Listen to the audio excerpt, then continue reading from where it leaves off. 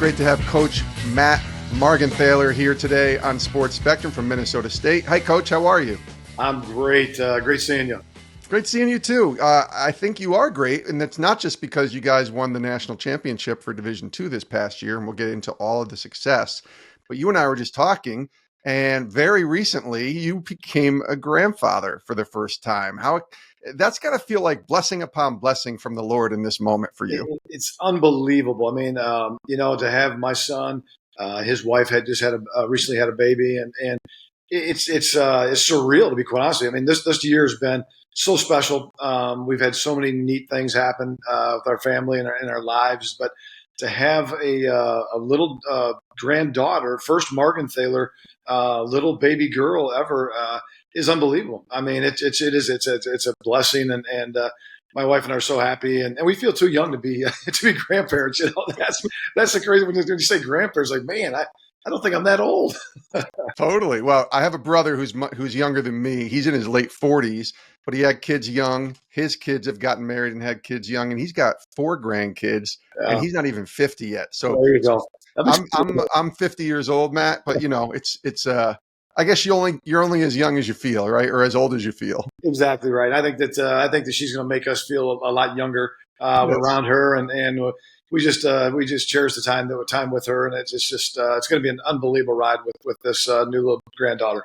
Absolutely. Well, congratulations on that. That's exciting for you and your wife, Dawn, and just super pumped for you guys and your family. The way we usually start these podcast conversations, I like to start, at least recently, with the Lord and just kind of get him in front of the conversation, make him the priority, not you or me. Yep. So tell me about your relationship with God and kind of the importance of Christ in your life. Well, I think that it started at an early age, really, with me. My mom and dad, they're very religious, and then got us in church and at an early age. But I think that for myself, it really, Lord got in my life probably in college. I went to Iowa State my first 2 years. Got in a Bible study there, and then really found the importance of it. And I think that for myself, it's all about being disciplined. And I think that I look at like my studies of the Bible and also my journey is really like a player. I attribute it like a player going to the gym. You can't be a great basketball player or a football player, whatever it is, and just want to be that player. You know, you've got to be able to be in the Word, and there's so many distractions in this world right now. I think that, you know, for myself, really this last year, I've probably been more consistent than I've ever been, and it goes to a lot of reasons. But I think that, I started journaling a year ago. I think that by me being more consistent in the Word and trying to be more disciplined and trying to be a better Christian, has made me a better coach. It's made me a better person, a father, and a husband. And I think that those are things that are really important to me. And I think that as a man, sometimes we forget those things and we kind of get distracted with the worldly things that are going on around us. I'm the type of guy who likes to bring a notebook to church on Sundays with my Bible. Or really anywhere. And I know a lot of people just use their phones, you know, in the notes section and take notes or whatever. But I like writing down things. I like journaling as well. When I read my time with God in the morning, I have a Bible and I have my notebook and I just kind of write a few thoughts or what I just read or whatever. What has journaling done for you? I mean, you and I are both in our 50s here, right? So we're a little bit later as far as, you know, how we've been been a Christian for a long time. But sometimes it's good to learn new things, even in the evolution of our faith. What's journaling been like for you? What have you seen kind of the benefits of that? You know, it's funny. I've never journaled in my life ever. And a guy that we both know, Pete Weary, yes, he got with me about a year ago and said, because I talked to him about I need to be more consistent. And he said, you know, how about journaling? I kind of laughed, to be quite honest with you. I'm like, journaling? I mean, why would I journal? But what it's done for me is it's kept me consistent. It's really got my thoughts together. And I'm with you, Jason. I think that, you know, when I read something, it helps me to write down what that just meant to me. It could be a verse. It could be what I just read. It's little different things. And I go back to, my wife's birthday, the baby being born, the granddaughter. I'm journaling my thoughts at that time. And it's just, for me, it's been neat to go back and look at what my thoughts were at that time. And I did this through the championship run. And I mean, and it wasn't about winning. It was about the day and the feelings and what the Lord has done for me during this whole experience. And I think that without that, I don't think I don't think we'd be here right now, Jason. I know we wouldn't be right here right now. And I think that everything is just, my life has changed so much because of that. And it's just important to me. And I think that when people see that Matt Margenthaler is journaling, they're gonna laugh at it. So they'll be very surprised that I'm doing that. No, I think it's great. By the way, shout out to Pete, Pete Weary from Nations of Coaches. They do a great job, that ministry. We love them. I'm even wearing the shirt that they sent me today. Commit to excellence is basically what we're talking about here, and a commitment to excellence, and not only excellence on the court as basketball coaches or players, but also commitment to excellence in our faith as well. You are very serious about coaching. We talked about your faith. When did you know that coaching was going to be the calling for you? My dad's a retired coach. He coached his whole entire career. Grew up in a college setting and an atmosphere like that. My mom said, she knew early on that's what I was going to do. She tried and tried and tried to get me out of coaching. Do not coach. Whatever you do not coach. And but I knew that's what I wanted to do. And my brother, he coaches. He's on the women's side. He's at North Alabama right now. He's had a lot of different jobs.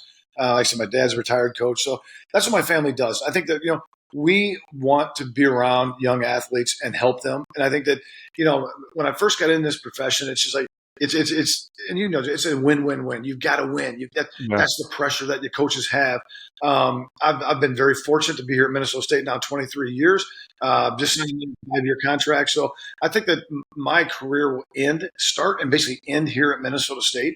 And my journey's changed. We're here now to help these young men, help them be better people. And I think that my focus has moved from winning and the basketball side, really just about trying to help these young men when they come in here as young and then they leave here as a man, to better them. And I think, and that's about the communication that, my wife and I both have with them, because I meet with our guys once a week for 15, 20 minutes individually. It takes a lot of time, but I have to get to know these guys and they have to know me, and I have to motivate them differently, discipline them differently, and understand where they're from and what their family life is. And I'm for a lot of these guys, they don't have a father figure. I mean, there's some guys on my team that have never been told from a male figure that they love them.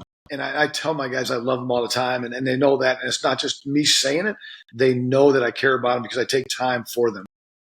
I'm guessing when you win, especially when you win a national championship, and throughout 20 years of coaching in the same place, that you've had opportunities to go other places, but you've decided to stay and commit to Minnesota State. Why is that? Well, a lot of reasons. One, my 2 boys were here, and growing up, I didn't want to move them. And they both went to Minnesota State here. They graduated from here. One went to Mankato East, one went to Mankato West. Very political. It's my time here in Mankato, and my wife graduated from Minnesota State. And, it's a place that you can win. We've been very successful. I've seen coaches, and I've seen the lifestyle of coaches that try to get to that high Power 5 Division I level, and have to move and at all costs. And it costs their family. I wasn't going to do that. I'm comfortable here. I love this town. They allow me to be myself, and I think that's more important than trying to reach that goal of going to Division I. I've got everything I need right here to be successful, and I'm doing exactly what I want to do. And I think that's right. God has put me in this spot, and He's put me here for a reason. And we're starting to see those reasons why. Yeah, there's something about loyalty too. I mean, I'm not saying that coaches that take other jobs aren't loyal. Right. I would never bash any coach that was trying to better their family and better their journey. But there is something about a team being loyal to a coach being loyal to a team, and just the camaraderie of being able to be in the same place for a while. I don't know. Any thoughts off that? Yeah, Jason, you don't see it. I mean, with the portal that we have now, and there's, loyalty in this profession is just not there anymore. And you talk about chemistry and all that stuff. I have an assistant coach named Mike Schott, associate head coach. He's been with me 23 years. You don't see that. Both my assistants that both I've recruited, they played for me, and they're with me, and they're loyal guys. And I mean, we're all the same. I mean, we're different, but we're the same. And I think that's why we're successful. I mean, it's just we've got something special going here at Minnesota State, and it is. You talk about a blessing. I mean, those guys make me look good. Yeah, 35-2 this past season. That's something special, all right. And what a year it was to win your first ever Division II national championship. Can you describe what this season was like in its totality on going through this year? You know, it was it was absolutely unbelievable. It was the most fun I've ever had, and not because of the championship, because the kids we had and the young men we had on our basketball team. These guys got together last summer about this time, and really decided what they talked about, what they wanted. And I always say, you know, and the talk every year, guys, they all want to win a championship, but they held each other accountable, and they really did a nice job of not only talking the talk, but they walked the walk. And they were very faithful in what they wanted to do during the year. And I said, this team was very businesslike. I've never had a team. They didn't really high five each other. They shook hands. And after a big play, they just went and shook hands. Good job. And they were very businesslike all year long. And I thought that was an unbelievable thing. And I think for myself, when I first got in this profession, you know, it was the old school, you know, the demonstrative coaching, a little bit probably negative. I have changed. I want to coach positivity. I want our guys to play and feel free, coach confidence. And I think that for me, stepping back a little bit in the last 3 years, 4 years has helped our guys get better. And they know that they can go out there and play and be themselves. And they know that they know what I'm about. They know what the communication level between myself and my players is very strong, and they can say things to me. I can say things to them, and I think that's really helped us. And obviously we're very talented this year, but the guys themselves, the chemistry was as good as it's ever been. It was the most selfless team I've ever coached in my life. So I want to ask you more about this past season in a second, but I just want to stay on something that you just mentioned. You mentioned about you were more positive. You've been coaching positivity more recently. So who was the coach for, you know, the first 5, 10, 15 years at Minnesota State that I would be talking to if it was Coach Matt? Not this person. I mean, I got divorced after my third year here at Minnesota State. I went through a rough time. I was probably as low as it possibly could go. And then I think that's when God put Dawn in my life, honestly. She was probably the most positive thing I've ever had in my life. Kind of put me on the up and up, and it was like, this is how we're going to do things. And it was like, she's just like, hey, this is how it's going to be. And we're gonna raise these young guys like they're our own kids, and that's when it changed. And I think that's when my life changed, and that's when and really realistically, that's when God got in my life even more and more and more and more. It's built that way up, and she's really big in the Nations of Coaches herself. She does a Bible study with Lisa Weary, and has gotten me very involved with it too. And it's been I tell you, it's been so special to be around those, Tommy and all of them. And I know this isn't about Nations of Coaches, but it is, and it's they've really done an unbelievable job for myself, my family, and my program and my profession, because I would not be sitting here talking to you, Jason, if 15 years ago, it would not have happened. Wow. Yeah. They're a great ministry. Nations of Coaches. Look them up if you don't know about them. They do tremendous work. Tommy Kyle leads that ministry, and they're just awesome. I want to talk about this past season from a adversity standpoint, because you look at the season, you only lost 2 games. Right. So I remember talking to, I can't remember her name now, but she was the coach of the women's side that won the D2 title last year, and they went undefeated. Yeah. And I asked her, how do you, because adversity is what defines you a lot of ways and helps refine you to make your run. And she lost 0 games. So I'm like, how do you find adversity when you go undefeated? You guys were almost undefeated, but take me through a moment maybe, or some portions during the season where adversity helped kind of reshape you guys to make the run that you did. Well, we had some adversity. We had some very close games. Excuse me. I remember one weekend, because we play a Friday and Saturday schedule, which is unique. So we're playing 2 different opponents on Friday and Saturday night. Got to the Taylor Center, which is where we play, about 6 a.m. on a Friday, getting ready to go on a road trip up north. And my starting center called me and said, "Coach, I am sick. I cannot go. And I'm like, Dylan, you got to go. And our trainer, she's like, no, we're going to keep him home. We don't want to get anybody else sick on the bus. And so we're going on the road to a very tough Minot State Mary weekend. And we go up to Minot. It's about a 10-hour drive. And it's one of the most brutal trip of the season. And, you're without your starting center. And we get beat bad. I mean, we get beat like 17 points and we just didn't show up. I think that kind of our guys understood that we had guys step up that night off the bench and did some nice things. I think that after that game, we drove down to Bismarck, North Dakota, and guys got together that night and had their own little players only meeting. And I think they brought them together, just like, you know what, we're good, but we're not that good. And if we don't show up every night, and if we don't, do the things we're supposed to do, then we're going to have a rocky ending of the season. And other guys did an unbelievable. I mean, from then on, we just kind of rolled. We lost one more game on the road. We lost 2 road games. We were 17-0 at home. But these guys, they had that kind of an aura about them and a confidence about it. It wasn't cocky, but they was very, very confident. We were down a few times in the season on the road, even at home, and they just knew that they were going to find a way to win. And I mean, we were a veteran group and had a point guard, All-American, who is from a town about 20 miles outside of Mankato. So this was a year that he was looking for. And I just think the confidence level of our guys was through the roof. And that's why we were able to win a championship. Yeah. And even when those things are happening and all the success, when you go through a tournament run, every team you're playing is good. Yes. And I'm sure you saw that. Like, there were probably moments even in that tournament run where you were like, okay, are we going to win tonight? Because maybe we don't have it. For sure. I mean, the regional championship game, we're down 2. We're down 1 with 7 seconds to go in the game. And I've got Elijah Hayskamp, who's gone, and one of my best shooters, he's gone 0 for 7 in the game.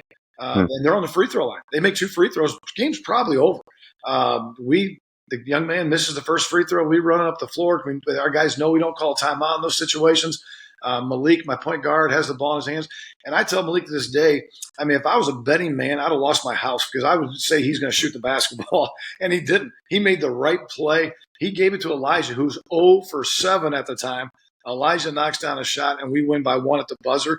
And I mean, that was against Northwest Missouri, who's won 4 national championships. So, it's one of those things that you have to be a little lucky at times, I think, to get a national championship, but you also have to make the right plays. And then we beat the best along the way, West Texas, and we beat them in the Elite 8. Then you go and play Nova Southeast, who's won the previous national championship, and they've got an unbelievable team. And Jim Crutchfield's one of the best coaches, not only in Division II, but probably in the nation right now. And to go get those guys, and our guys never batted an eye. I mean, we went in and absolutely blow to blow with those guys, and it couldn't have been any more fun. And Jason, the one thing, my dad flew in here. He's retired, lives in Naples, Florida right now. Spent 22 days with my wife and I, and the whole entire run. And he said, he was a puddle at the end. I mean, I think CBS did a great job of really focusing on him at the end. But to have your dad there and your 2 boys and my wife along with the journey, that meant everything in the world to me. What a story. Yeah, that's awesome. I love how it's kind of manifested itself throughout the year. To watch it culminate with a championship is so cool to hear. How's your demeanor when you're coaching during a game? Like, you talked about coaching positively and how that's changed over the years, but listen, all of us are competitive and want to win. So when those games are happening, do you catch yourself a little bit sometimes saying, maybe I'm not representing myself as well as I should as a coach? Or what's that like during a game for you? It was, in the past, I go back to my past Matt Margenthaler. I was, I mean, I'd be embarrassed by myself, even watching myself right now. But now it's changed. And it's so fun. I got an email just the other day from a booster that said he was surprised, could not believe how my demeanor on the sideline was and how calm and cool and collected I was. And I was on the outside, but on the inside, I was going crazy. I mean, you win a championship, and it's like, I just stood there and going through the whole process. You want it for your young men so bad. And that's what, I mean, I'm going to have other chances, but some of these guys aren't. And I wanted it for them. I wanted it for Malik and Elijah, Dylan, our seniors, and Brady, the guys that put in their 4 or 5 years here at Minnesota State. But I think my demeanor, and it was, I went back and we watched the CBS replay, and I, the whole year, I think I was just, I have a little stool now. I have a bad knee, so I sit on the stool and I let our guys play, and I try to stay away from the officials and try to keep it try to keep it positive and really understand that really from Monday through Thursday, that's when I have to do my job, and then on Fridays and Saturdays, these young men got to go and it's like their test, and they go play, and you know what, I'll make some adjustments here and there. We'll talk to them, call time out here and there, but it's about these guys already. The hay's in the barn, right? They got to go in there, and our job is done as coaches, and let's go play. Recently, I would say it's been, I don't know, the last 2 months or so, I've been teaching a class at our church here about work as worship and about living your faith out in your workspace. And the people that were all in there worked in so many different realms of business. And, one guy was a manager at a grocery store chain, another woman works as a nurse. And there's so many different people that work in different spheres. You work as a coach for a public university in Minneapolis. But are you allowed, or not even allowed, but do you see yourself as a coach and see this kind of as ministry for you, as a way to kind of represent Christ in the work that you do? No question. And the one thing I don't do, I don't push it on our guys, but my Bible, the coaching Bible is right on my desk every day, and they have the opportunity to ask. And that's why I do that. And I think that it allows me, working for a state institution is not one that they're going to allow me to go and really talk about faith a lot, unfortunately. Yeah, of course. But my guys know. They know, and I'm the faculty rep for FCA here on campus, and so it's a lot of, it's a responsibility, and we take it very, very heavily with our family. I mean, like I said, we bring the freshmen over, the sophomores over, juniors over, and seniors over, and my wife travels with us. I think it's an important deal to have our guys understand what a great marriage is. I went through a very tough one. Now I'm in an unbelievable one.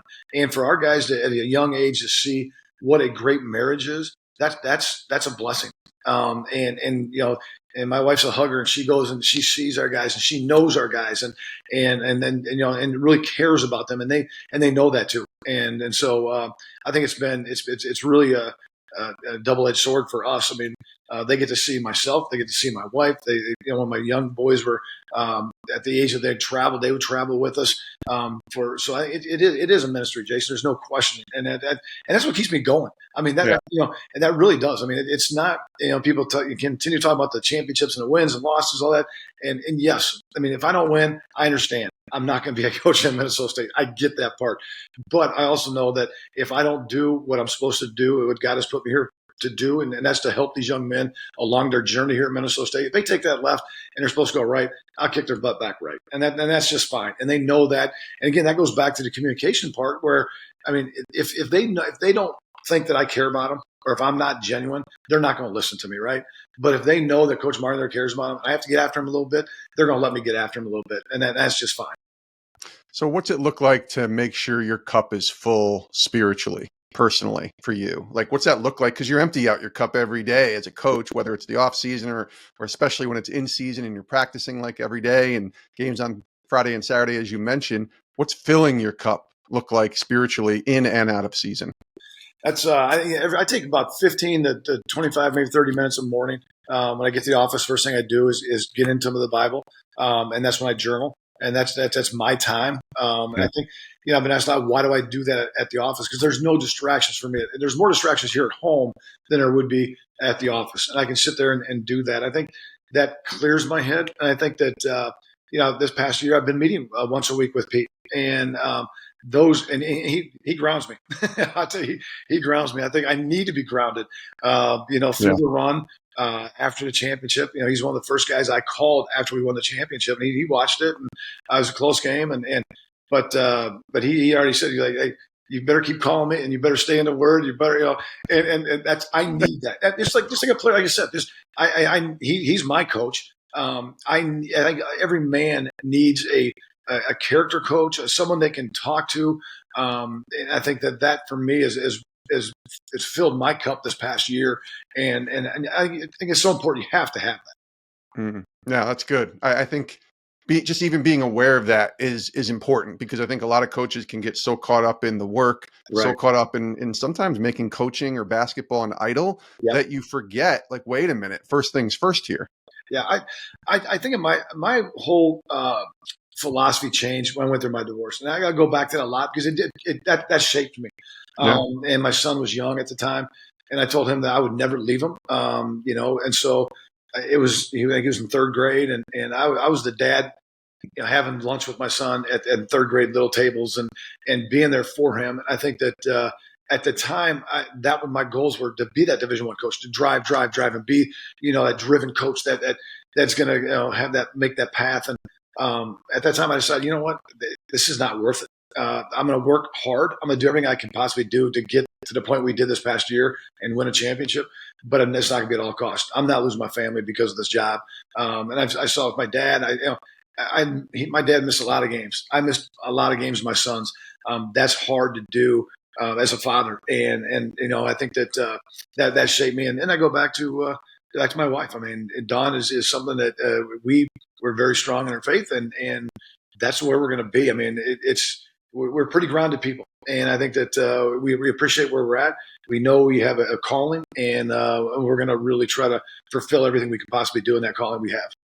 No, that's good. That's good to hear, because I think, the landscape of college sports is changing at all levels with NIL and with transfer protocol. And, I'm friends with a lot of coaches that are at that NAIA level, which I would consider similar to the Division II level. Yeah. And even they're seeing guys that are transferring out and going to bigger schools because there's money involved and NIL and all these things.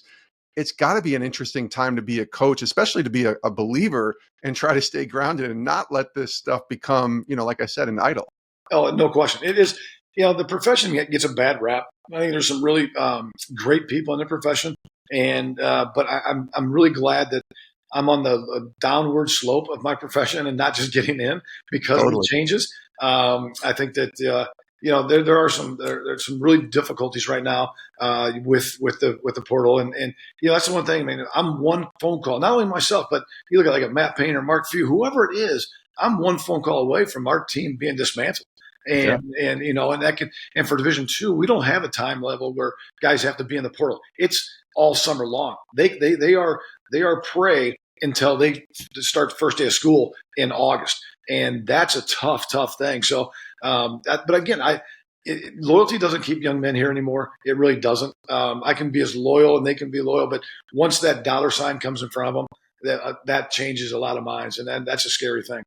Yeah, and you just do the best you can, trust God, and hopefully you can get a few more championships that can be, somewhat of a target for players to say, hey, if I go there, right, I'm not just going to, win championships or win a lot of games, but I'm going to try and grow as a person too. Exactly. No question about it.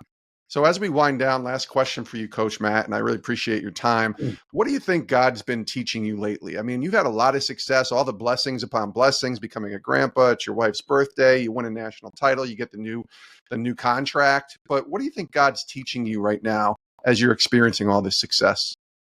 It's a great question. I think that I think that He's teaching me that if you walk the walk and if you're faithful, that good things are going to happen. And it doesn't guarantee them at all. I mean, I think my biggest thing is I think to be a godly man, you have to be disciplined. And I'm gonna stumble. I stumble every day. I mean, we all do, right? I mean, but I think that but if you stay disciplined, you get in the gym, you get your workouts in, and you stay with it, good things are going to happen. And I think that, again, I think I'm here at Minnesota State for a reason. God put me here for a reason. God put Dawn in my life for a reason.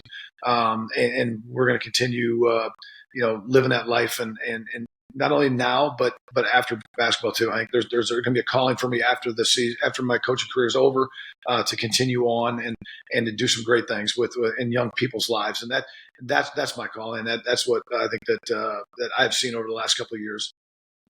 He is Matt Margenthaler. Listen, 2023-24 Division II champs. That's never going to get old, is it, when you hear that? No, someone said the other day, like, you're always going to be introduced now as the national championship coach. I was like, wow, I never even thought about that. But no, I get chills every time I hear it. And that's the pinnacle of this profession, right? That's what you want. That's what you work for. That's what we all get in for, to win. And Yes, we've done that, but what it's done is allowed me to meet you, Jason. It's allowed me to really go out and talk about my faith and talk about the program and get my name out there. And not only that, but get the word that why what we're doing, what we do. And I think that's the most important thing has happened. Yeah. Well, listen, Coach Matt, continued success. Congratulations. And thanks so much for joining us. This was a lot of fun. Hey, thank you. Hey, thanks for watching Sports Spectrum here on YouTube. You can click our next video, or you can check out our website, sportsspectrum.com.